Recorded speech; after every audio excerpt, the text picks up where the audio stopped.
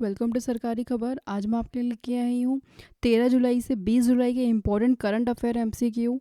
तो मैं रिक्वेस्ट करूँगी वीडियो को एंड तक देखिएगा। तो आइए स्टार्ट करते हैं।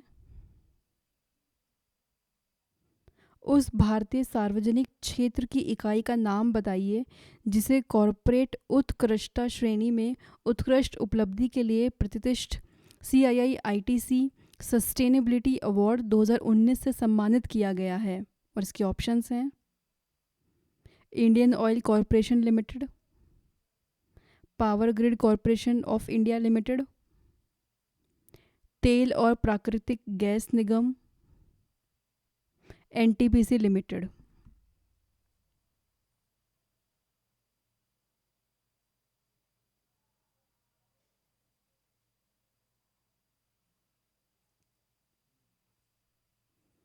और इसका आंसर होगा NTPC लिमिटेड। तो NTPC लिमिटेड को CII-ITC सस्टेनेबिलिटी अवार्ड 2019 से नवाजा गया है। विद्युत मंत्रालय के अंतर्गत आने वाले केंद्रीय सार्वजनिक उपक्रम और भारत की सबसे बड़ी बिजली उत्पादन कंपनी को कॉरपोरेट उत्कृष्टता श्रेणी यानी कॉरपोरेट एक्सीलेंस कैटेगरी के अंतर्गत उत्कृष्ट उपलब्धि आउटस्टैंडिंग एकम्प्लिशमेंट के लिए ये पुरस्कार दिया गया है। साथ ही कंपनी की कॉरपोरेट सोशल रिस्पॉन्सिबिलिटी श्रेणी में महत्वपूर्ण उपलब्धि के लिए सराहना भी की गई है। चलते अगले क्वेश्चन पे। निम्नलिखित में से किस संगठन ने संयुक्त राष्ट्र के उच्च स्तरीय राजनीतिक फोरम में भारत की दूसरी स्वैच्छिक राष्ट्रीय समीक्षा report decade of action taking SDGs from global to local को प्रस्तुत किया है? और इसके ऑप्शंस हैं नीति आयोग, भारतीय रिजर्व बैंक, भारतीय प्रतिभूति और विनिमय बोर्ड, भारतीय बीमा विनियामक और विकास प्राधिकरण।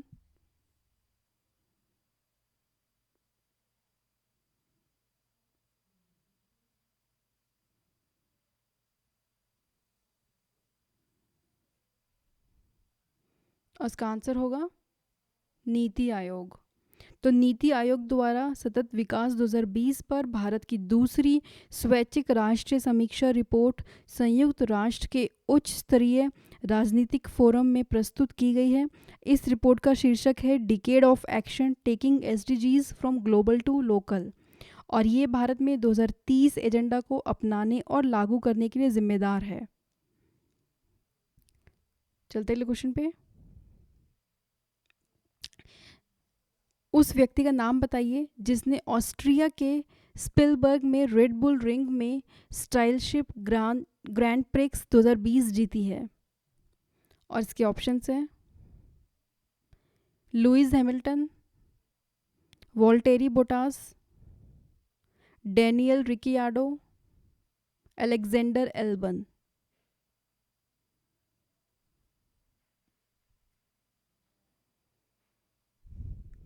और इसका आंसर होगा लुइस हैमिल्टन। तो लुइस हैमिल्टन ने ऑस्ट्रिया में स्पिलबर्ग के रेड बुल रिंग में हुई स्टायरियन ग्रैंड प्रिक्स 2020 जीती है। इसमें वॉल्टेरी बोटास दूसरे स्थान पर रहे हैं जबकि मैक्स वेरस्टेपेन तीसरे स्थान पर रहे हैं। ये साल 2020 फार्मूला 1 वर्ल्ड चैंपियनशिप की दूसरी रेस थी और स्टायरियन ग्रैंड प्रिक्स की पहली रेस थी। चलते अगले क्वेश्चन पे। अरुणाचल प्रदेश के फिल्मकार का नाम बताइए जिन्होंने उनकी शॉर्ट डॉक्यूमेंट्री ची लूपो के लिए दादा साहेब फाल्के पुरस्कार 2020 दिया गया है। और इसके ऑप्शंस हैं केजंग डी थोंगडोक, श्याम बेनेगल, शेखर कपूर, भंसाली।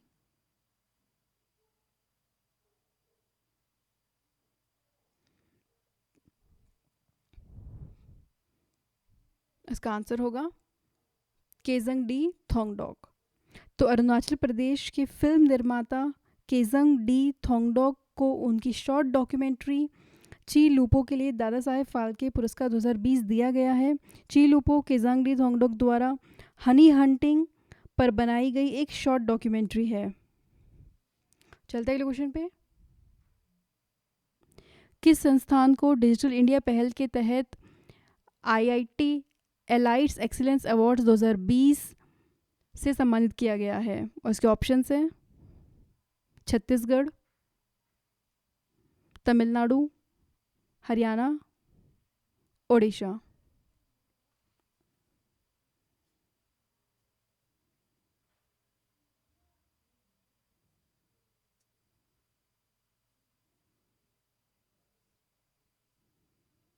इसका आंसर होगा छत्तीसगढ़।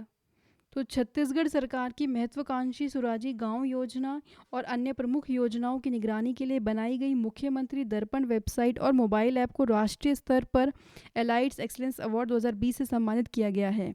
छत्तीसगढ़ को ये सम्मान डिजिटल इंडिया पहल के तहत देश की प्रतिष्ठित IIT संस्था एलाइट्स टेक्नोमीडिया नई दिल्ली द्वारा प्रदान किया गया है। चलते अगले क्वेश्चन पे। उस व्यक्ति का नाम बताइए जिसे इंटरनेशनल एकेडमी ऑफ एस्ट्रोनॉटिक्स के वॉन कर्मन पुरस्कार 2020 के लिए चुना गया है। उसके ऑप्शंस हैं कैलाश वड़ियू शिवन, रितु करिदल, तपन मिश्रा, अनुराधा टीके।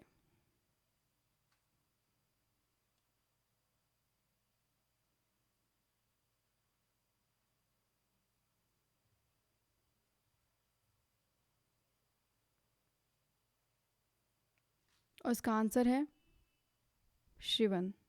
तो भारतीय अंतर्राष्ट्रीय अनुसंधान संगठन के प्रमुख शिवन को इंटरनेशनल एकेडमी ऑफ एस्ट्रोनॉटिक्स के वॉन कर्मन पुरस्कार 2020 के लिए चुना गया है। वॉन कर्मन पुरस्कार को IAEA के सर्वोच्च सम्मान के रूप में जाना जाता है। डॉक्टर के शिवन को मार्च 2021 में पेरिस, फ्रांस में इस पुरस्कार से सम्मानित किया जाएगा। चलते क्वेश्चन पे।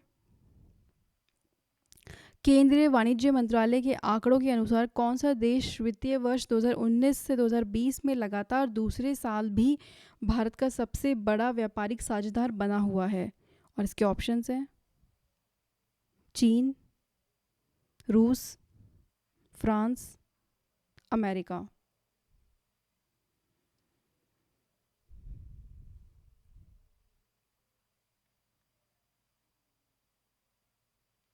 और इसका आंसर होगा अमेरिका। तो अमेरिका वो ऐसा देश है जो 2019 से 2020 में लगातार दूसरे साल भी भारत का सबसे बड़ा व्यापारिक साझेदार बना हुआ है। चलते अगले क्वेश्चन पे। पोलैंड के राष्ट्रपति कौन है? और इसके ऑप्शंस हैं Sauli Niinisto, Andrzej Duda, Stefan Lofven, Frank Walter Steinmeier.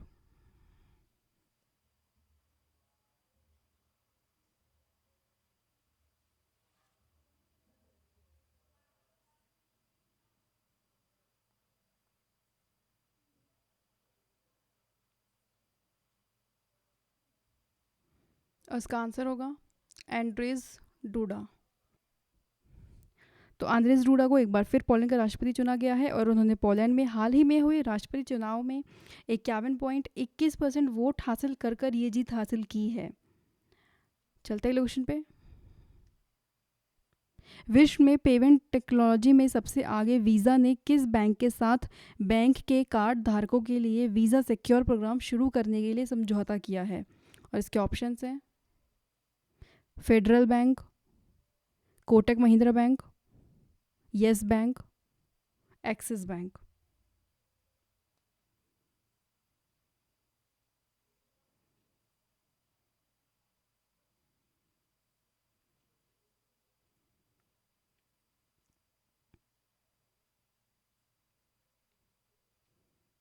और इसका आंसर होगा फेडरल बैंक। तो विश्व में पेमेंट टेक्नोलॉजी में सबसे आगे वीज़ा ने फेडरल बैंक के साथ बैंक के कार्ड धारकों के लिए वीज़ा सिक्योर प्रोग्राम शुरू करने के लिए समझौता किया है। वीज़ा सिक्योर एक आधुनिक तकनीक है जो उपभोक्ताओं को त्वरित और स्वाइप रहित चेकआउट अनुभव प्रदान करेगी। इस नई बेहतर तकनीक को अपनाने से बैंक के ग्राहक डिजिटल समाधानों पर ध्यान केंद्रित कर पाएंगे जो ऑनलाइन खरीदारी के अनुभवों को सहज बनाते हैं। चलते अगले क्वेश्चन पे। किस कंपनी द्वारा जियो प्लेटफॉर्म में 0.15% हिस्सेदारी का अधिग्रहण किया गया है? और इसके ऑप्शंस हैं HCL, क्वालकॉम, TCS, विप्रो। इसका आंसर होगा क्वालकॉम। तो क्वालकॉम वेंचर्स द्वारा जियो प्लेटफॉर्मों में 0.15% हिस्सेदारी का अधिग्रहण किया गया है। रिलायंस इंडस्ट्रीज़ ने क्वालकॉम वेंचर्स को जियो प्लेटफॉर्म की 0.15% हिस्सेदारी बेचने की घोषणा की है। क्वालकॉम वेंचर्स ने यह अधिग्रहण 730 करोड़ रुपए में किया है। चलता है अगले क्वेश्चन पे। शिकागो के rotary foundation of rotary international द्वारा पॉल हैरिस फेलो सम्मान से सम्मानित किए जाने वाले व्यक्ति का नाम बताइए। और इसके ऑप्शंस हैं V Narayanasamy, Sarbananda Sonowal, Pema Khandu, Edappadi, K Palani स्वामी।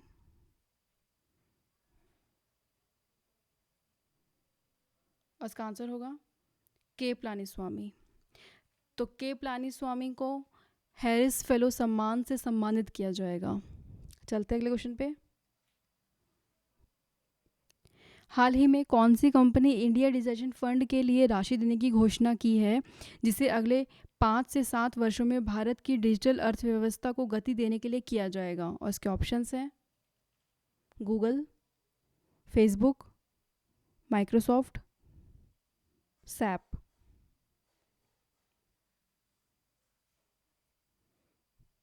और इसका आंसर होगा गूगल। तो गूगल ने इंडिया डिजिटल फंड के लिए राशि देने की घोषणा की है। चलते अगले क्वेश्चन पे। अ सॉन्ग ऑफ इंडिया शीर्षक पुस्तक किसके द्वारा लिखी गई है? और इसके ऑप्शंस हैं रस्किन बॉन्ड, सुधा मूर्ति, चेतन भगत, खुशवंत सिंह।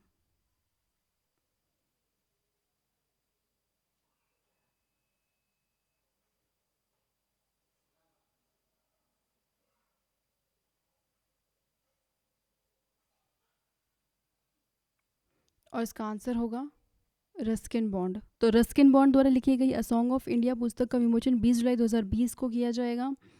तो रस्किन बॉन्ड ने अ सॉन्ग ऑफ इंडिया पुस्तक में 16 साल की उम्र में हुए अपने अनुभव साझे किए हैं, जिसमें उन्होंने वर्णन किया है कि प्रसिद्ध लेखक बनने से पहले उन्होंने अपनी लेखन यात्रा शुरू करने के लिए किस प्रकार संघर्ष किया था। चलते हैं क्वेश्चन पे। उस देश का नाम बताइए जिसने भारत को चाबहार रेल परियोजना से बाहर की घोषणा की है, जो चाबहार बंदरगाह से जहेदान और अफगानिस्तान की सीमा के साथ लगने वाली रेलवे लाइन परियोजना है। और इसके ऑप्शंस हैं मालदीव, श्रीलंका, ईरान, टर्की।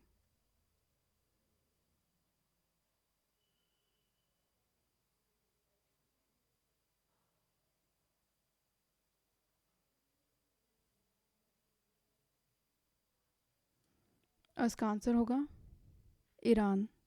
तो ईरान ने भारत को चाबहार बंदरगाह से जहेदान और अफगानिस्तान की सीमा के साथ लगने वाली रेलवे लाइन चाबहार रेल परियोजना से बाहर करने की घोषणा की है। ईरानी सरकार ने भारत को परियोजना से हटाने का फैसला पैसा देने और परियोजना को शुरू करने में हो रही देरी को बताया है। इस फैसले के बाद अब ईरान इस रेलवे परियोजना पर भारत की सहायता के बिना काम शुरू करेगा, जिसके लिए ईरानी राष्ट्रीय विकास निधि ने लगभग $400 मिलियन धन का जारी किया है। चलते अगले क्वेश्चन पे। उस व्यक्ति का नाम बताइए जिसने भारतीय क्रिकेट कंट्रोल बोर्ड में अपना अंतरिम मुख्य कार्यकारी अधिकारी नियुक्त किया है। उसके ऑप्शंस हैं अजीत अगरकर, कृष्णमाचारी श्रीकांत, कपिल देव, हेमांग अमीन।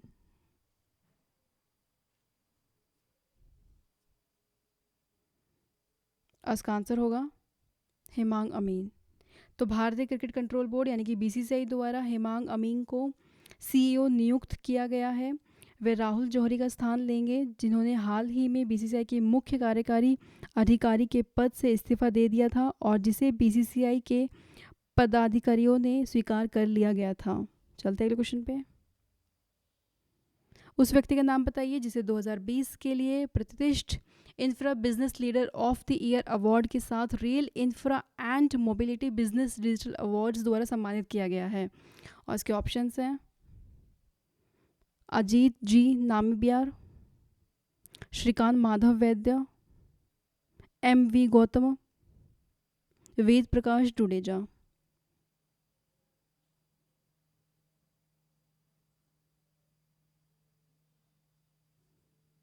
इसका आंसर होगा वेद प्रकाश डुडेजा। तो rail infra and mobility business digital awards द्वारा वेद प्रकाश डुडेजा को साल 2020 के लिए infra business leader of the year पुरस्कार से सम्मानित किया गया है। वह रेल भूमि विकास प्राधिकरण के उपाध्यक्ष हैं। उन्हें अवसंचारण विकास के लिए उनके योगदान के लिए सम्मानित किया गया है। उनके नेतृत्व में RLDA यानी कि रेल लैंड डेवलपमेंट अथॉरिटी ने विभिन्न कर्मशीलीय परियोजनाएं, बहुक्रियाशील परिसर, कॉलोनी पूर्ण विकास और स्टेशन पूर्ण विकास परियोजनाएं शुरू की हैं। चलते हैं क्वेश्चन पे। उस देश का नाम बताइए जिसने सिचैंग सैटेलाइट लॉन्च सेंटर से लॉन्ग मार्च 3B करियर रॉकेट के माध्यम से एपस्टार 6D दूरसंचार उपग्रह का सफलतापूर्वक प्रेक्षण किया है। और इसके ऑप्शंस हैं फ्रांस, जापान, चीन, रूस।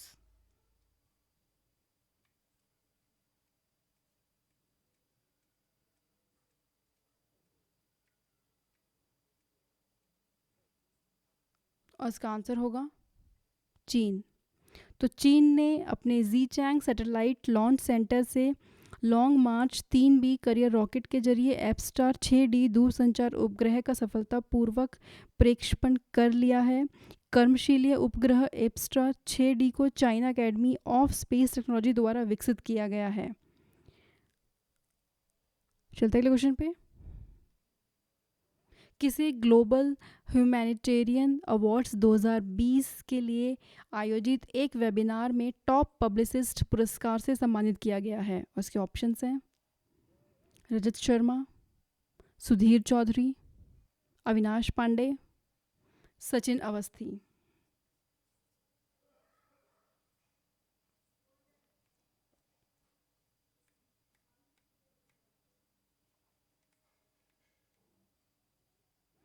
और इसका आंसर होगा सचिन अवस्थी। तो सचिन अवस्थी को लंदन में ग्लोबल ह्यूमैनिटेरियन अवार्ड 2020 के लिए आयोजित एक वेबिनार में टॉप पब्लिसिस्ट पुरस्कार से सम्मानित किया गया है। तो सचिन अवस्थी वो व्यक्ति हैं जिन्होंने एक हरिद्वार से वाराणसी तक 5 दिवसीय लंबी स्वच्छ गंगा जागरूकता यात्रा का आयोजन किया था, जिसे वंदे गंगे स्वच्छता जन जागरण यात्रा भी कहा जाता है। चलते अगले क्वेश्चन पे।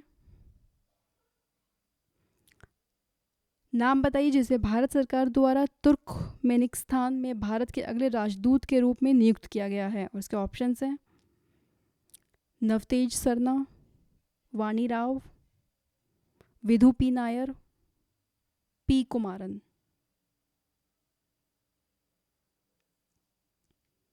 और इसका आंसर होगा विधु पी नायर।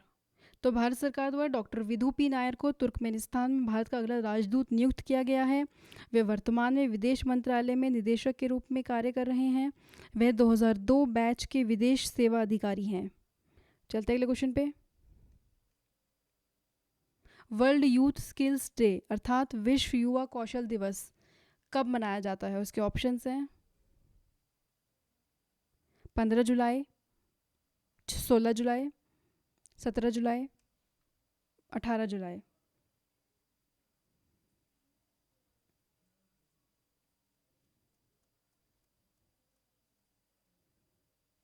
और इसका आंसर होगा 15 जुलाई।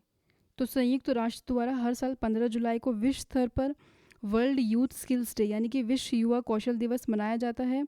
और ये दिन युवाओं, तकनीकी और व्यावसायिक शिक्षा और परीक्षण संस्थाओं और सार्वजनिक और निजी क्षेत्र के हितधारकों के लिए एक अवसर के साथ साथ युवाओं को रोजगार, बेहतर रोजगार और उद्यमिता के लिए कौशल प्रदान करने के महत्व को चिन्हित करने के लिए मनाया जाता है।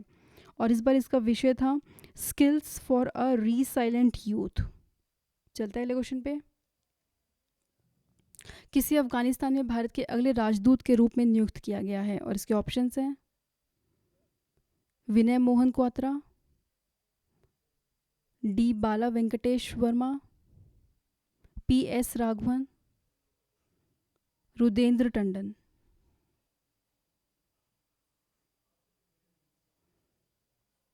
और इसका आंसर है रुदेंद्र टंडन। तो भारतीय विदेश सेवा के अधिकारी रुदेंद्र टंडन को अफगानिस्तान में भारत के अगले राजदूत के रूप में नियुक्त किया गया है। वे वर्तमान में जकार्ता में आसियान के लिए भारतीय राजदूत के रूप में काम कर रहे हैं। उनकी नियुक्ति अफगानिस्तान में भारत के वर्तमान राजदूत विनय कुमार के स्थान पर की गई है। चलते हैं अगले क्वेश्चन पे। किसे बांग्लादेश में भारत के अगले राजदूत के रूप में नियुक्त किया गया है? उसके ऑप्शंस हैं विकास स्वरूप, विक्रम दुरिस्वामी, जावेद अशरफ, अमृत लुगन।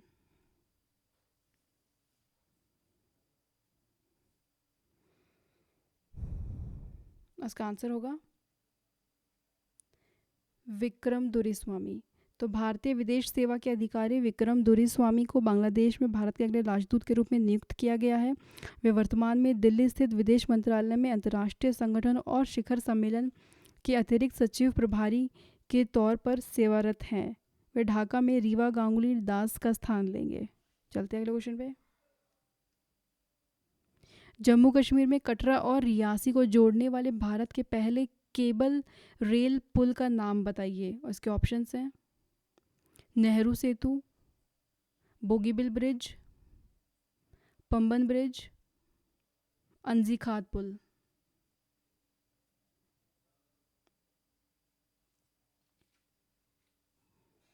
इसका आंसर होगा अंजीखात पुल। तो रेल मंत्री पीयूष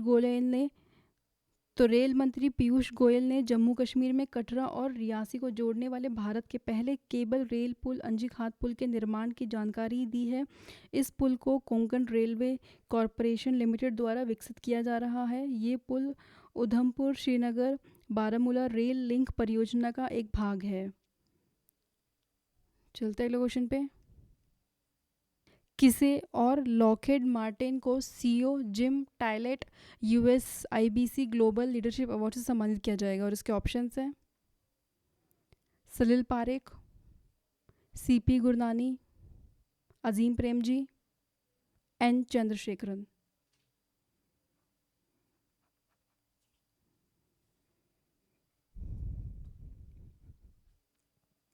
इसका आंसर होगा N चंद्रशेखरन।